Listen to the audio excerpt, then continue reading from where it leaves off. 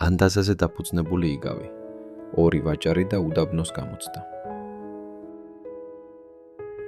იყვნენ ორი მეგობარი ვაჭრები, ასლანი და ისააკი. მთელ დროს ერთად ატარებდნენ. ისააკი სულ იმას გაიძახოდა. ასლან, შენ ჩემი ძმა ხარ, ჩემი ოჯახი შენი ოჯახია. თუ რამე დაგჭირდეს, შენთვის სიცოცხლეს არ დავიშურებო. ერთხელაც საქონლით დატვირთულებმა უდაბნოზე გადავლა განიზრახეს. გზაში საშინელი ქარიშხალი ამოვარდა.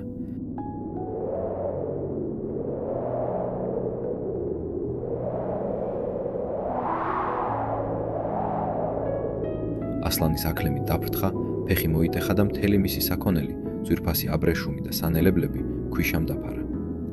ასლანი მარტო დარჩა შუა უდაბნოში, საკვებისა და წყლის გარეშე, დასახიჩრებული აკლემით. ხოლო ისააკი და მისი აკლემი გადარჩნენ. ისააკ, მეგობარო, შესწეხა ასლანმა. შენს აკლემზე ადგილი კიდევ არის? ერთი ტომარა მაინც დამადებინე და წყალი მომეცი, რომ ფეხით გამოყვე, თორემ აქ დავიღუპებიო. ისააკმა სახე მოისაწყლა. ჩემო ძმაო, ჩემი ცხალი მეძლივს მეყოფა ქალაქამდე. აკლემზე კი ადგილი აღარ მოქვს. ერთი ტომარაც რომ დავამატო, შეიძლება გზაში დაეცნენ და მეც შენს დღეში ჩავარდე.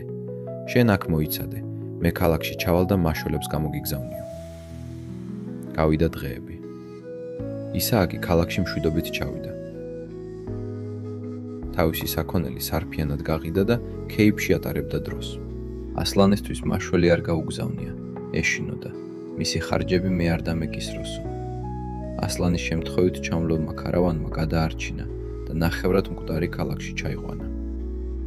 ქალაქში დაბრუნებულ ასლანს ისააკი მაშინვე ესტუმრა ძვირფასი საჩუქრებით. მეგობარო, როგორ ვდარდობდი შენზე, ღმერთს მადლობა რომ გადარჩი, აი საჩუქრებიც მოგიტანეო.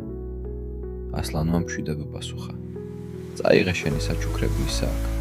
მეგობარი ის კი არ არის, ვინც შენს ტკივილზე ცრემლს ხვის და შორიდან გეძახის, ჩემი იმედი გქონდესო. არამედ ის, ვინც თავის სიმშვიდეს დათმობს, რომ შენ გასაჭირში გვერდში ამოგიდგესო. მორალი. სიტყვებით მეგობრობა ადვილია, საქმით კი რთული. ნამდვილი მეგობარი ისაა, ვინც შენს ტვირთს მაშინ გაიზიარებს, როცა ყველაზე მეტად გიჭირს. სწორედ ამიტომ ამბობენ, კარგი მეგობარი გაჭირვებაში იცნობაო. მეტი საინტერესო ისტორიისთვის გთხოვთ გამოიწეროთ არხი.